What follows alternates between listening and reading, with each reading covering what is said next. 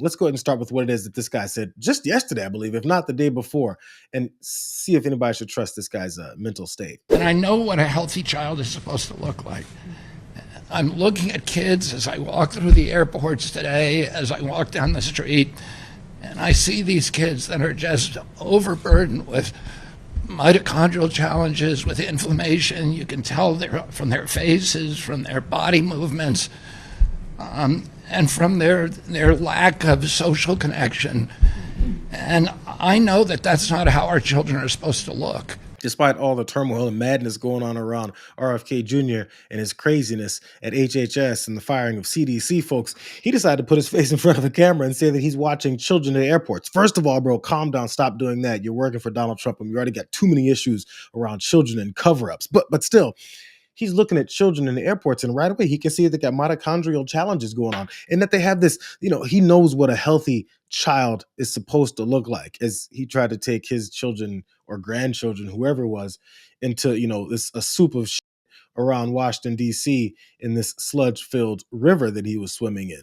But he also noticed they have a lack of a social connection.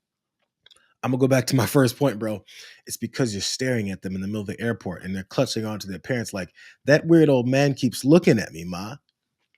Maybe that's what Robert F. Kennedy was noticing. But something else that he is also noticing is that he continues to fire people that are competent. The firing of the CDC director first, Sure. Who will replace her? And then also, overnight, the White House said that she did not align with the president's agenda.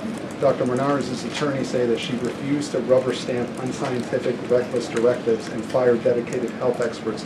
What specifically did she do wrong? Look, what I will say about this individual is that her lawyer's statement made it abundantly clear themselves that she was not aligned with the president's mission to make America healthy again. And the secretary asked her to resign. She said she would, and then she said she wouldn't, so the president fired her, which he has every right to do. It was President Trump who was overwhelmingly reelected on November 5th. This woman has never received a vote in her life, and the president has the authority to fire those who are not aligned with his mission. A new replacement will be announced by either the president or the secretary very soon, and the president and Secretary Kennedy are committed to restoring trust and transparency and credibility to the CDC by ensuring their leadership and their decisions are more public-facing, more accountable, strengthening our public health system, and restoring it to its core mission of protecting Americans from communicable diseases, investing in innovation to prevent, detect, and respond to future threats. That's the mission of the CDC, and we're going to make sure that folks that are in positions of leadership there are aligned with that mission. Notice that they keep saying every time Donald Trump fires someone or says he's going to interrupt some normal point of business with anyone, they always say he has the total right to do it. He has the total right to do it. They never talk about whether or not he has any kind of connection or responsibility to the American people to do things a certain way. But she'll go through that talking point about what they're looking to do is restore some faith in the CDC, because we have to make sure that people understand what we're doing is looking out for the health and invest in. The main problem here is they're not investing in any more studies, any more research, any more accountability for what it is that's going on with public health. They just say things. So because he can do whatever the hell he wants, that's their plan. But the problem with that plan is that it's resulted in absolute chaos. We're really dealing with a massive power vacuum, leadership vacuum, because it's not just Dr. Monarez who's gone. You have 25% of the staff that's been fired. It's the Centers for Disease Control and Prevention. A number of the directors of the various individual centers have also been pushed out. And then 3 additional center directors resigned yesterday. He has every right to do it, but it's the right to do it doesn't mean it's the right thing to do. And by the way, he doesn't really have the right to do it. He's just firing folks, just like he's trying to do with Lisa Cook over at the Board of Governors at the Fed. Here's some of those folks that resigned to make that power vacuum really happen. And it's caused people to start freaking out. This is why they did what they did. Watch. My name is Dimitri Daskalakis. I'm an infectious disease doctor, and I was the director of the National Center for Immunization and Respiratory Diseases. I'm Dan Jernigan.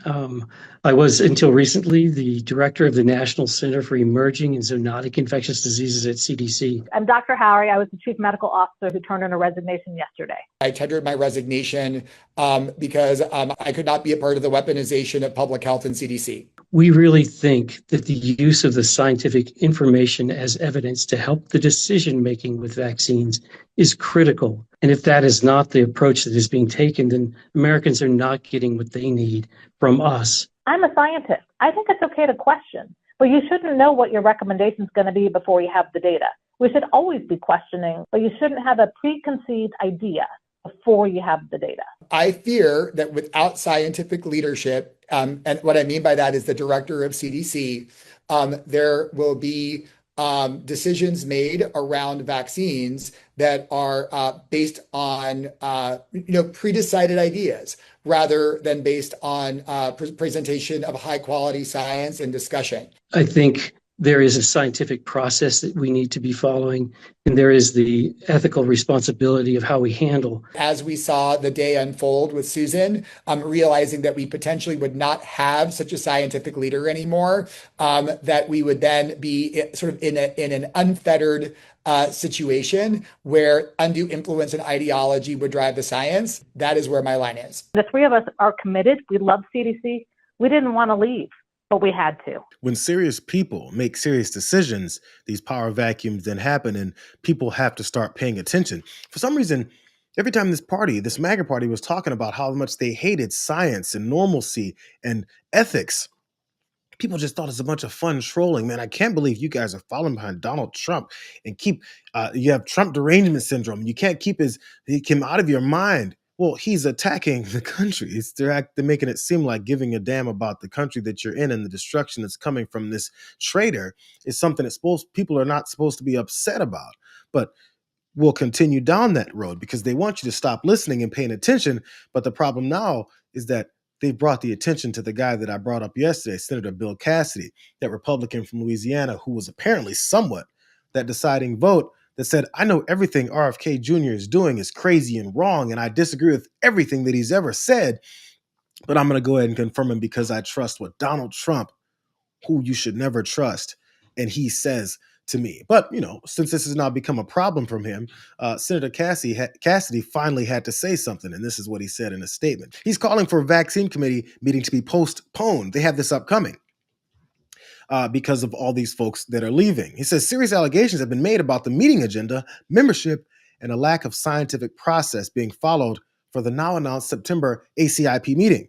These decisions directly impact children's health, and the meeting should not occur until significant oversight has been conducted. And if the meeting proceeds, any recommendations made should be rejected as lacking legitimacy given the seriousness of the allegations and the current turmoil in CDC leadership. Cassidy is a doctor before he became a senator, and now that he's a senator, he touts how he's a doctor. But the problem with people now knowing that is you have to back up your knowledge about vaccines, which he extensively talked about. And then you have to not follow behind someone who promised you as some part of the negotiations you had in confirming this guy. You now have to follow up your promise that you're going to have some oversight when or if he steps out of line. And he's dismantling everything. I want to bring up this one point. We're seeing the turmoil, but we haven't seen exactly what it is that they were doing behind the scenes. And you won't be surprised to find out it was based in illegal requests and activity. In my conversation with her, I asked her whether there were any lines that she was unwilling to cross as CDC director, because that's so critical when you're in a technical position running an agency like the CDC. And what she said to me was that she said that she would never do anything that was illegal, and that she would never do anything that flew in the face of science. And that on Monday, she was asked to do both of those things. She was asked to fire her leadership team, who were talented civil servants. And she was asked to agree to endorse whatever recommendations came out of the advisory committee to the agency on vaccination. And we've already seen recommendations come out of that newly formed body that are not evidence-based. And so she was told to resign. And she said she refused. And so she fully expected that she would be fired. But at the time we spoke yesterday, that had not taken place yet. She was told to fire a bunch of folks that aren't figureheads and yes men. I mean, sounds like that's what they've implemented in every other aspect of this administration. But she was also told that she's supposed to then become a yes man and a figurehead and to follow along with whatever it is that quackhead RFK Jr. tells her to follow along with. So he's looking to use her expertise, her name, her professionalism, her scientific background, along with the rest of these other actual professionals, use their names and their experience and their credibility for this idiot to then kill us all. And then that would bring some kind of accountability and credibility back to the CDC that they baselessly said had none. Lastly, though, Dr. Ari, who was one of the those folks who resigned after the CDC head was fired, she had a bit of a stark warning as what it is and how important this really is and why I've been talking about this for the past few days. CDC is in trouble. Public health is in trouble. We need people to pay attention. I am very concerned other leaders are going to leave, and we already don't have enough staffing with a lot of the reductions in force and terminations that recently happened. So we're not going to be prepared for another outbreak should it happen. We can't prevent chronic diseases in communities because we don't have the resources anymore. They've done the same thing with FEMA. There's people that have disaster that they don't get their release from natural disasters that happen in their communities. And this president always has the same answers. F you, I want your money. You don't get it. What'd you do for me? So when we have staff shortages, we have non-professionals making things up on the fly. What you'll have is death.